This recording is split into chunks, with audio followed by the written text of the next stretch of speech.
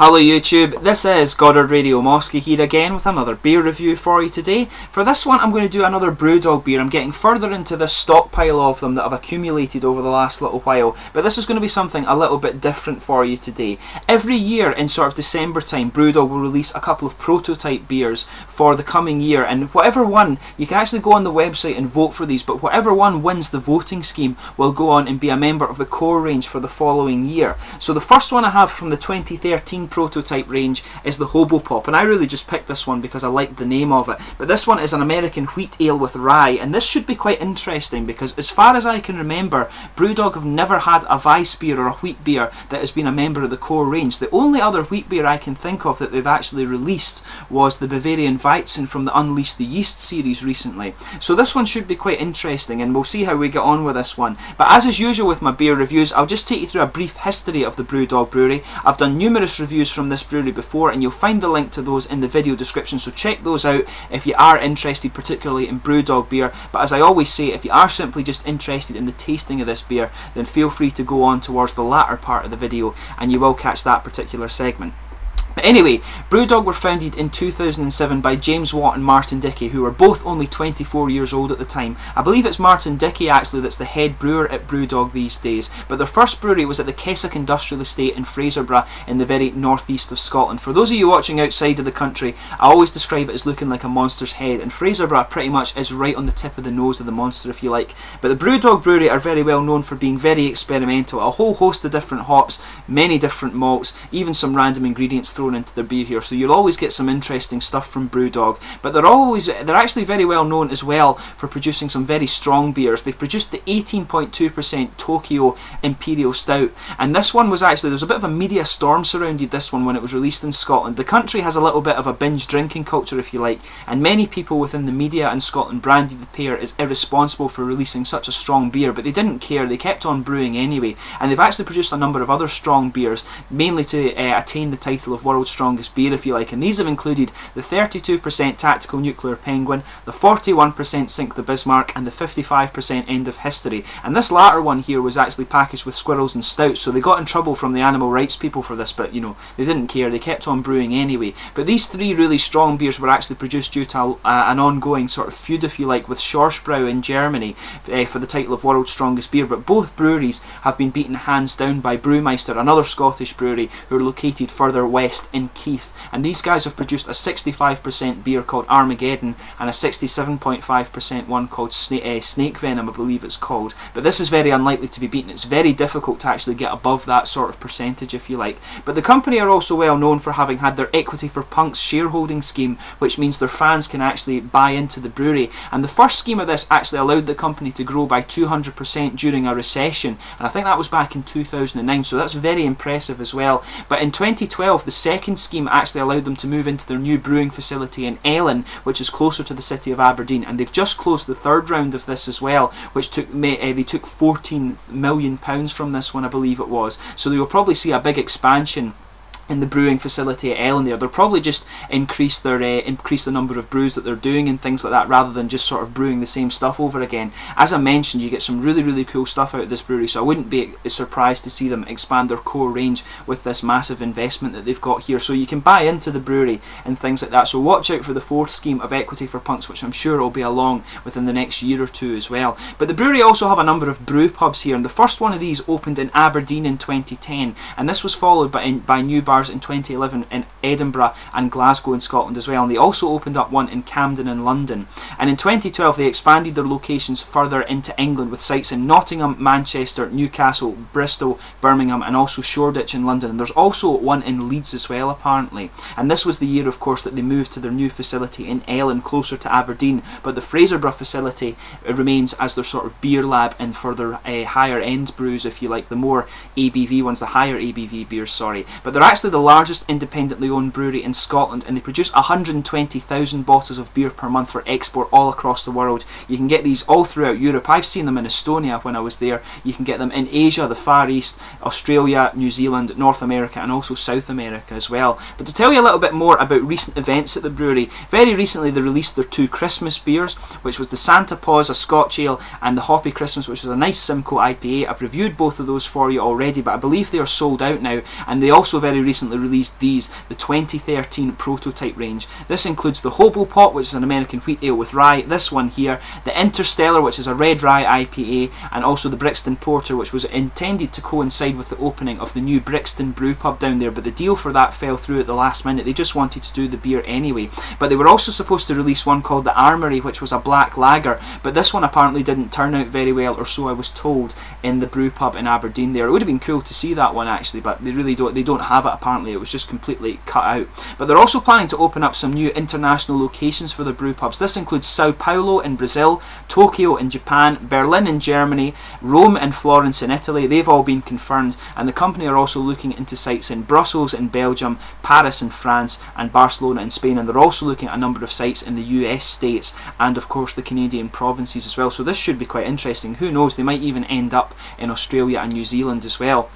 But the most recent event at the brewery, if you like, was that they released the Moshi Moshi 15, which was released to coincide with the 15th birthday of Moshi Moshi Records. I've never heard of this record company actually, but this one is a 5.2% pale ale with a nice biscuity and caramel malt base, and it uses Columbus and Centennial hops. So I'll need to see if I can get a hold of that one. But I move to Germany soon, so I'll need to ask one of my friends to pick it up and keep it for me. But let's move on to the tasting of this beer itself. This one is a 4.2% American wheat ale with rye. It's described as an amped up American wheat beer, and it uses Amarillo and Centennial hops, and it's malted with extra pale Cara crystal malts, and it also uses some wheat and rye in there as well. This one actually, these sort of prototype bottles, if you like, they don't have blurbs on them like the other ones do. As you can see, I'll just let you have a little look at this here. It's a very sort of plain label, but you've got the standard sort of Brewdog kind of smudged paint or brokeny glass. I'm not sure exactly what this is meant to be, and it has the standard sort of Brewdog blue dog cap on it there. But as you can see, no blog on the sort of blurb on this one, if you like. So I had to take this from the website when I was researching this beer for you.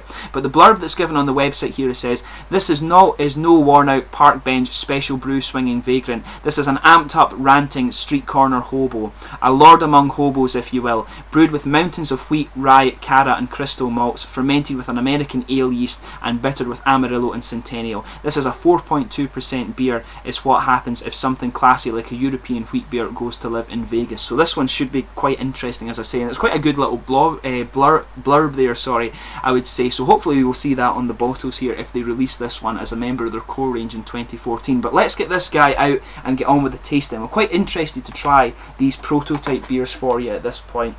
As I say, I've never tried any of the prototype ones before, but I believe the ones that came into the range in 2013 were actually the Jackhammer and the Cocoa Psycho, both of which were really nice. I've got a bottle of the Jackhammer to review for you as well, but I did review the Cocoa Psycho for you at an earlier date, and that was a really beautiful beer.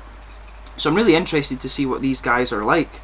And you know, it'd be cool to actually see them introduce all of them to the core range, but they probably won't do this. I'm not sure how many were in the prototype range in 2012, if you like, but we'll see how we get on with this one. Quite looking forward to it, as I say. And the wheat beer, as I mentioned earlier, is something that I can't remember Brewdog having had in their core range. As I mentioned, I think it was only the Bavarian Weizen in the Unleash the Yeast 4-pack that I can think of that was the German wheat beer.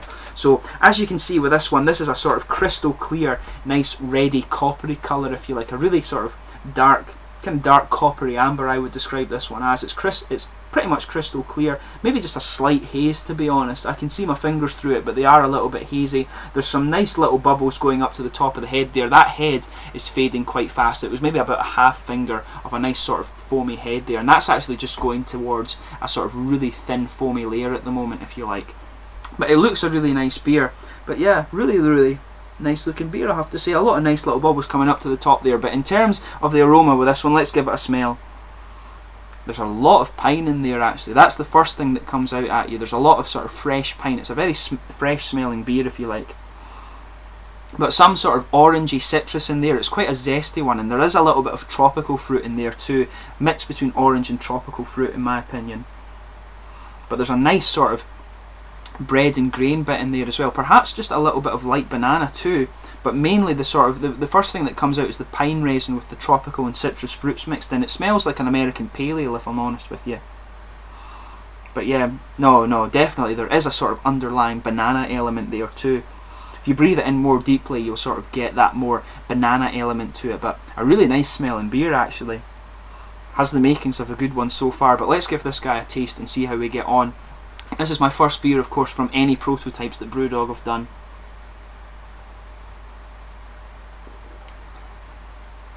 Quite a bitter one, actually. Definitely quite a bitter beer.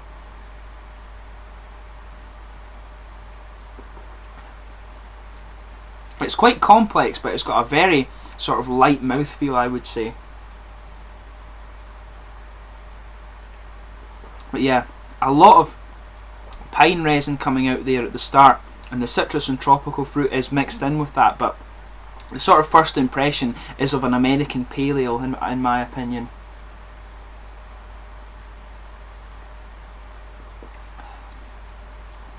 But yeah, it has a very, that sort of pine resin with the citrus and tropical fruits there kind of fades away very quickly and gives, it brings out the malts a little bit more, as you would expect, but it sort of has an earthy underlying, in my opinion. And you've got the caramel malts in there coming out as well, and a good bit of bready character, and there is just a little bit of light banana that you're getting from the wheat in there.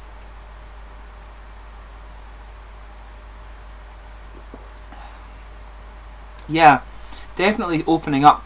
This pine resin with the tropical fruits and citrus fades very, very fast, but it does, the pine resin lingers a little bit throughout this one, if you like, but the sort of sharpness of the flavour kind of disappears very quickly, and you're getting an earthy underlying with sort of caramel malts in the middle and a good bit of bready character with some light banana in there, which you would expect from the sort of wheaty the wheat that's put into this beer. But as I say, it's a really, this is quite interesting, this one. It's very complex, something you have to just give a few tastes to actually get your head around exactly what's going on here.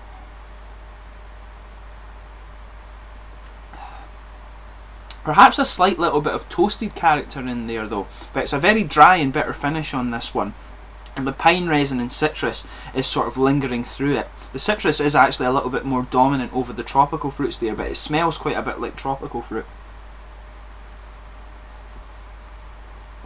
In terms of the mouthfeel, it has quite a nice carbonation level, and as I mentioned, it's slightly dry on the finish, and it's quite easy drinking, to be honest with you. It's sort of light to mid-bodied, actually a very light beer and very easy drinking in that sense. It's a very sort of wet mouthfeel, if you like. I'm not sure whether to quite describe it as oily, but it's a very wet mouthfeel to this one.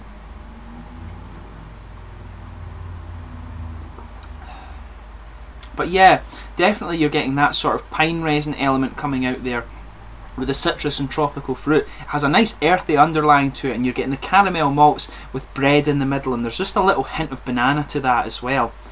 But you're getting the sort of underlying, the thing that's lying through this beer is definitely the pine resin, and there is just a little bit of toasted grainy character to it as well. But it's a really interesting one, this one. It's not so much of a Hefeweizen, if you like. It's not so much evident as being a wheat ale. It strikes me definitely more as an American pale ale, but maybe this is what the American wheat ale is like. I can't think of trying one specifically like this, but the Sierra Nevada Kellerweiss certainly wasn't like this one. This strikes me as a bit more of a pale ale, and I'm surprised that there's not more of the spice character, to be honest, from the rye. Maybe I'm just not picking it up too well. I'll try taking a big gulp and see what I can get.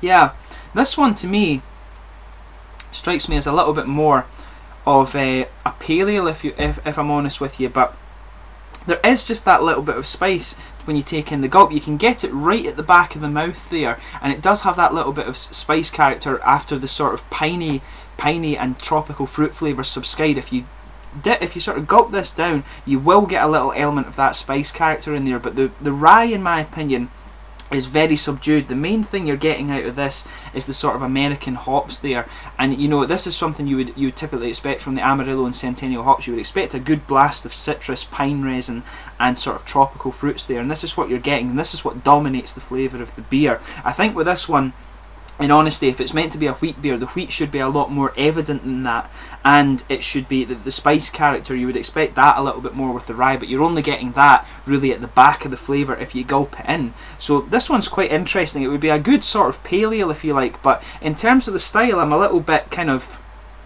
not sure that it is really a wheat beer with rye. In that sense, it's quite interesting in that way. It doesn't have so much of what you would expect from it. So an interesting one, but it definitely strikes me as more of an American pale ale, this one. The wheat and the rye are quite subdued in it, but you do have a little bit of the banana flavours within the bread that would lead you to believe with the wheat. I mean, you are getting just that little bit of spice from the rye, but you have to gulp it in to get that, really, in my opinion. I'll just take another sip just to kind of check that that is really what I'm getting.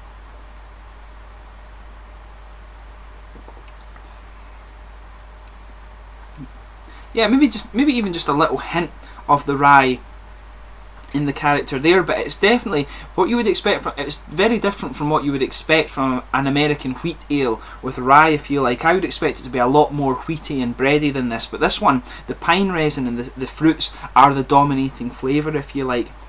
And the sort of bready malts with the banana flavours, what you would expect from a wheat beer, are fairly subdued, as is the sort of rye spice. You're only just getting a little bit of that with the malt base in the middle, and the pine resin sort of is subduing a lot of that kind of flavour, in my opinion, if you like. But it's a good beer, but in my opinion, I don't know if it's sort of classified in the right way. I don't know if it's classified in the right style, but you know, if you get the chance, give this guy a try and see what you think. As I've always mentioned in my beer reviews, beer is quite subjective, but this is an interesting one from Brewdog. I'm not sure whether you'll see this one again, if it will be in the core range of 2014, if you like, but this one's quite an interesting beer. As I say, I'm just quite confused in terms of the style of this one. It strikes me as more of a pale ale, but they're describing it as an American wheat ale with rye, and it is a low ABV, which is maybe why it's a little bit more hoppy. Brewdog tend to do that when it comes to their low ABV beers. They make them a big bit of a hop blast, but I'm not sure whether they maybe need to up the ABV of this one and put a bit more wheat in it, or what they really need to do with it. I'm not an expert on brewing, if you like, but it is quite a hoppy blast, this one, which isn't so much what you would expect from an American wheat ale, if you like. But let me know in the comments section your own thoughts on this beer. I hope you found my first prototype Brewdog beer review informative, and as I say, please let me know in the comments section. But please like, subscribe, share, all the usual YouTube stuff. I hope you've enjoyed my beer reviews. And go and vote for these on the Brewdog website, of course, if you've tried them yourself. This is what the whole idea, they want to listen to their fans and let more things in. But this is a good one, and in my last video I do of the 3 prototypes, I'll let you know my own opinion of these beers. But this is a good one. As I say, I'm just a little bit confused with regards to the style. It strikes me as more of a pale ale than an American wheat beer with rye, because those sort of elements you expect from those is very subdued. But thanks again for watching my beer reviews. I'll catch you soon with another one, and thanks for your support over these 140 or so videos that I've done now. Cheers.